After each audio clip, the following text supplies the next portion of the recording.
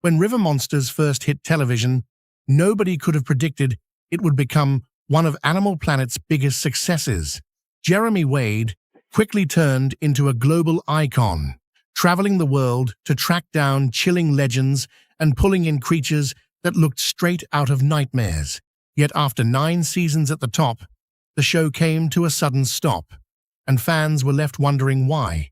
Was it slipping ratings, creative exhaustion, or something far darker behind the scenes? Born in Ipswich, United Kingdom, on March 23, 1956.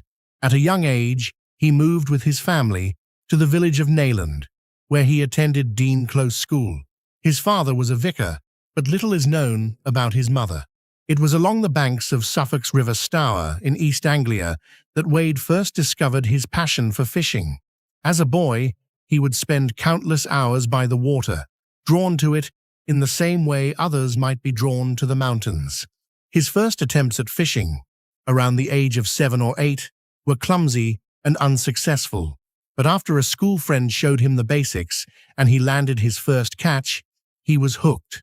His parents encouraged his independence, often letting him spend entire days outdoors exploring new fishing spots, something that would shape his lifelong pursuit of adventure.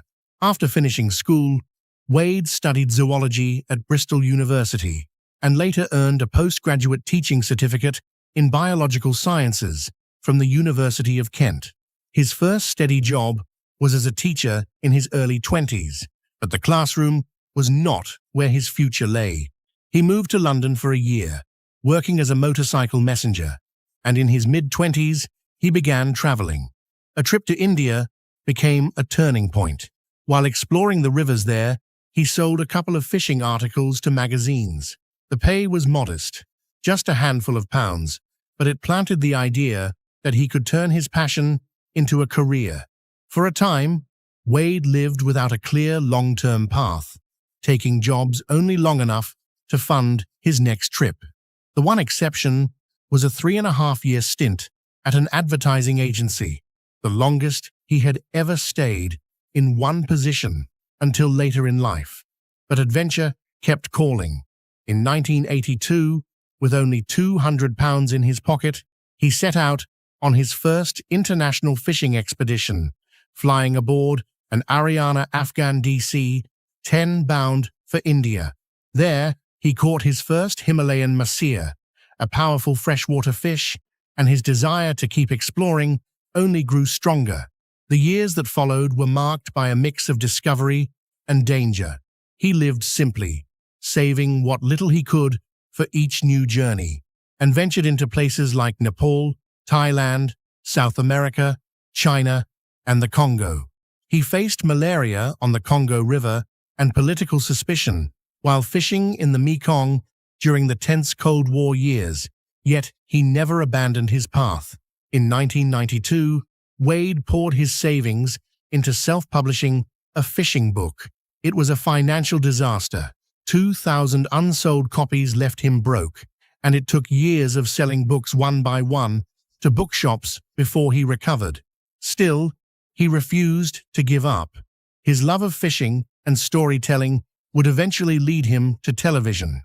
The turning point came when a producer spotted a newspaper photo of Wade holding a massive freshwater catch from the Amazon. That image led to his first documentary, Jungle Hooks, which followed him back into the Amazon basin. There, he caught a 200-pound arapaima and faced one of the most harrowing moments of his life. During filming, the single-engine plane carrying Wade and his crew lost power on its descent. The tops of the rainforest trees rushed closer until the aircraft clipped a rubber tree and crash-landed in a swamp. Miraculously, all 5 passengers survived without injury. The experience left Wade with a fear of flying, but his work forced him to face it head-on. Jungle Hooks opened the door to more opportunities. A few years later, Wade was given the chance to create a limited series called Killer Catfish. This production took him to India's Kali River to investigate a string of mysterious drownings. Locals speculated about whirlpools or crocodiles, but Wade followed another lead, the goonch catfish. This massive species, capable of growing larger than a human, was rumored to have developed a taste for human remains from funeral pyres placed along the riverbanks. To lure the creature, Wade staged a fire by the water's edge, and before long, the fish appeared. After a tense struggle, even swimming one-handed across dangerous currents while clinging to his fishing rod, he finally managed to land it. The catch was released back into the river, but the story made for captivating television. The episode, which many consider Wade's favorite, combined mystery, danger, and triumph. Its success caught the attention of Animal Planet, paving the way for River Monsters, the series that would make Jeremy Wade one of the most recognizable figures in adventure television. River Monsters premiered on April 5, 2009, and quickly became the series most closely tied to Jeremy Wade's name. At first glance, the idea of watching someone travel the globe to fish might not sound like edge-of-your-seat entertainment, but the show was never just about fishing. Wade built it as part mystery, part adventure, and part science lesson. Each episode unfolded like a detective story, with rumors, eyewitness accounts, and local legends leading to the reveal of a real-life aquatic creature at the very end.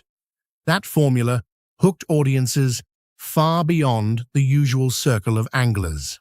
At the heart of it all, Wade positioned himself not only as a fisherman, but also as a conservationist and educator. He often emphasized that the series was a chance to spotlight the creatures living in rivers and lakes, many of which people had never even heard of. His goal was simple, but powerful. If viewers learned about these animals, they might start caring about the fragile ecosystems they inhabit. His commitment went beyond the cameras. He worked alongside scientists in places like South Africa and the Bahamas, tagging bull sharks and tiger sharks for research, and helped collect DNA samples from endangered fish species. River Monsters was never just about catching big fish. It was about protecting them and telling their stories. Season 1 set the tone right away, carrying Wade from the Amazon to Spain, India, Texas, and beyond. Each journey offered not only an encounter with extraordinary species, but also the thrill of discovery. In one early episode, he tracked down the alligator gar, a fish with a prehistoric appearance and a reputation for attacking people. The legend stemmed from a 1932 report of a gar assaulting a young girl. Wade's search brought him to Texas, where he wrestled a 123-pound gar to shore. The battle left him with a minor injury, a reminder that these so-called monsters were every bit as formidable as their legends suggested. But the season's most chilling moment arrived in Episode 6, Amazon Flesh Eaters. Here, Wade pursued one of the most unsettling fish in the world, the candiru asu. Unlike its smaller and infamous cousin, which has a notorious reputation among swimmers, the candiru asu was larger, more aggressive, and far more disturbing in its habits. Only a few inches long, it could latch onto other fish, or, in rare cases, people, using razor-sharp teeth to carve circular wounds. For Wade, the candiru asu ranked among the most revolting creatures he ever handled. Despite dealing with piranhas and sawfish that looked like living weapons, it was this finger-sized catfish that unsettled him most. Slimy, wriggling, and equipped with tiny, glowing eyes, it was the kind of animal that could make even a seasoned adventurer shudder. The investigation took a darker turn when Wade teamed up with Dr. Lucia Rapp at the National Institute of Amazonian Research. Among jars of preserved specimens, she shared stories of medical examiners who had mistaken candiru asu attacks for gunshot wounds. In one case, bodies thought to be victims of violence were found hollowed out, their organs and blood consumed, with the small fish packed inside the cavities. The so-called bullet holes were, in fact, the entry points of these relentless scavengers.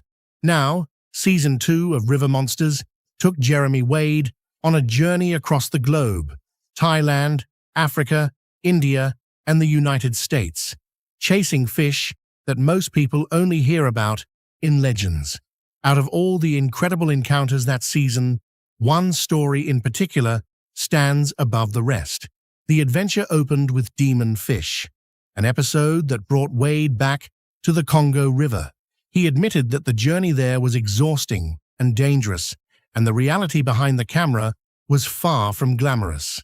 While television edits make the action look constant, much of the trip involved waiting, dealing with setbacks, and facing real risks on the ground. Securing permits and simply finding a working boat ate up an entire week. Crossing into the opposite side of the river would have required another week of red tape, something they didn't have time for. But the real tension came from the locals. Around the time Wade and his crew arrived, a villager went missing while fishing, and that man happened to be the chief's brother. The disappearance and the arrival of outsiders were immediately linked in the minds of the villagers. Some suspected the chief himself, while others were convinced the foreign crew had something to do with it. What Wade didn't learn, until much later, was that certain villagers were even preparing to take violent action against the team, arming themselves with rocks to deal with the supposed culprits. Despite the danger, Wade pressed on and finally faced the fish he had been pursuing for decades: the Goliath tigerfish. This monstrous predator of the Congo Basin is infamous for its razor-sharp teeth that look eerily similar to a shark's. Wade had spent 6 years making 3 separate trips into the region in search of it, and this time he landed one: a 78-pound tigerfish, the prize he had been chasing for nearly 25 years. The fish sprawled across his chest, its size and ferocity undeniable. Tragically, while Wade usually releases his catches, this one did not survive the attempt to return it to the water, marking a bittersweet end to his long pursuit. The following season carried the same spirit of exploration. Wade traveled to New Zealand, Argentina, Papua New Guinea, Japan, and the Solomon Islands, continuing his quest to uncover the mysteries of rare freshwater creatures. But one catch in Season 3, deep in the remote rivers of Australia, was unlike anything he had ever shown before. In an episode fittingly titled Chainsaw Predator, Wade encountered the large-toothed sawfish, a creature so strange it seemed designed by an engineer rather than nature. Nearly 7 feet long, with a rostrum lined with 39 sharp teeth, its snout looked exactly like a chainsaw blade. Though it resembled a shark, it was in fact a type of ray, using its saw-like snout not as a weapon against people, but as a tool to slash through schools of fish, mollusks, and crustaceans. Beneath the surface of its bizarre appearance, the rostrum also housed electrosensory organs, allowing the sawfish to detect the faintest signals from prey hidden in the murky water. Despite its intimidating look, the largest toothed sawfish posed no threat to people. Sadly, it is now listed as endangered, though it can still be found in certain tropical and freshwater regions across the world. The one Wade hauled from the dark Australian river, its body lit only by his headlamp, was both otherworldly and breathtaking. Now, at first glance, it might have seemed like the River Monsters crew had it easy. Most episodes showed Jeremy Wade patiently casting lines, baiting hooks, and waiting for something to bite, which gave the impression that the crew's main concerns were travel, food, shelter, and filming. But the reality behind the scenes was far more demanding. The show placed heavy demands not only on time and money, but also on the crew's health, sanity, and even their safety.